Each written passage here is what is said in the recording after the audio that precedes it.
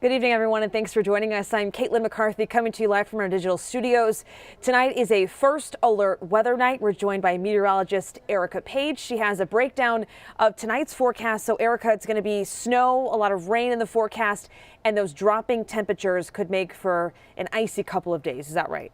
Yeah, pretty much. I mean, this evening we've seen some warmer air mixing in, and so that's allowed what little bit of snow we had out there earlier to melt, but it's evaporated as it's done so, and it's basically left all this moisture just hanging out underneath this cloud deck. So we are seeing a lot of fog out there. In some spots, visibility is down less than a quarter of a mile, so you can see that out towards the Sandusky area, just barely over a quarter of a mile in places like Lorain and Elyria, Mansfield, Ravenna, about half a mile of visibility. So it's really going to vary depending on kind of where you're going across Northeast Ohio. So just a heads up for drivers that may still be out and about later tonight. Otherwise, we are tracking those 19 first alert weather days for tomorrow as well as Tuesday. Couple of different reasons. Tomorrow's is the system that's basically putting an end to the rain, transitioning everything back over to snow. For Tuesday, it is basically just the cold air that's going to be left in place. I mean, this is going to be a pretty Arctic air mass that's going to be left in this system's wake for a good majority of this next week. So in spots, we do have winter weather advisories that were issued. It's mainly for areas along and west of I-71 and then north close to the lakeshore.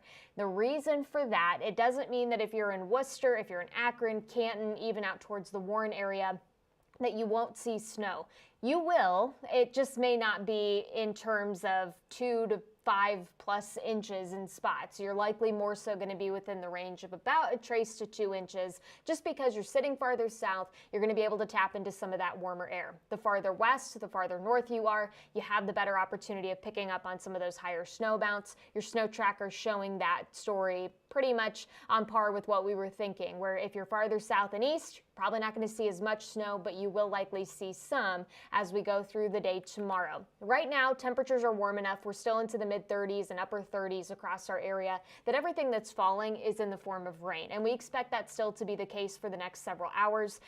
Down to the south, these pockets of rain could be a bit heavier. And as we're slowly working in a little bit of this colder air, I would not be shocked if we had a couple rumbles of thunder, especially close to the US 30 corridor, points down to the south, just because you've got a little bit more instability with this system to allow us to see a couple rumbles of thunder possible. Otherwise, it's really just waiting on this cold air to invade from the west. So you can see wake up temperatures if you're up really early on Sunday morning. We're mainly sitting mid to upper 30s, basically east of 71, but the farther west you are, all of a sudden you're starting to see that temperature drop. 32 out towards Sandusky, 33, Elyria down towards Mansfield. And so you're likely going to get a narrow ribbon of that icy mix before you eventually transition over to snow. But the problem is that we have so much rain and so much moisture that's just going to be sitting on a lot of these road surfaces that a lot of that is going to freeze once we start seeing some of that colder air work in. And as that happens, the snow is going to have no problem sticking to the ice that accumulates on those road surfaces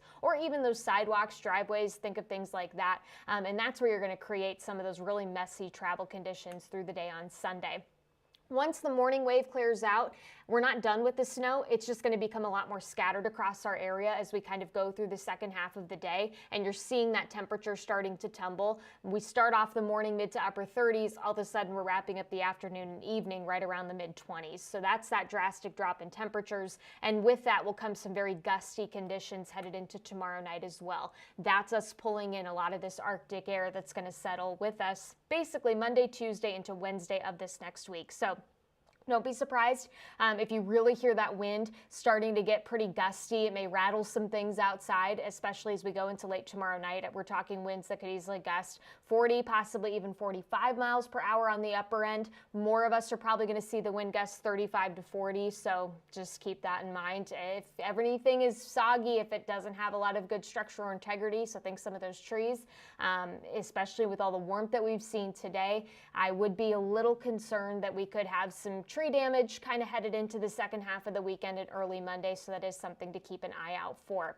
Otherwise, Once we look ahead towards early this next week, the big story is really just the Arctic chill. Daytime highs at best will be into the mid-20s. The problem with your overnights dropping into the single digits Monday night headed into Tuesday morning is that it's going to push those wind chill values closer to about -10 to get your Tuesday morning started, especially if you can work out some of those clouds and get some clear skies through the overnight. And I certainly think that is possible. So for the fact that wind chill values could be close to -10, that's why we have the alert day there on Tuesday.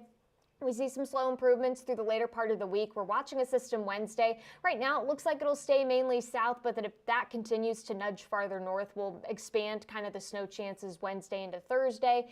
And then finally, by the end of this week into the weekend, we get temperatures back into the 20s. And it looks like when you kind of go beyond just this weekend's forecast, we're slowly starting to bring back temperatures a bit closer to normal for this time of the year. But this is going to be a pretty brutal week ahead for us just in terms of the cold air and kind of a nasty end to the weekend with the wind. If you've got the snow on top of it, you're talking reduction in visibility. And again, we already talked about the slick road conditions. So it's just going to be kind of messy basically to wrap up tomorrow.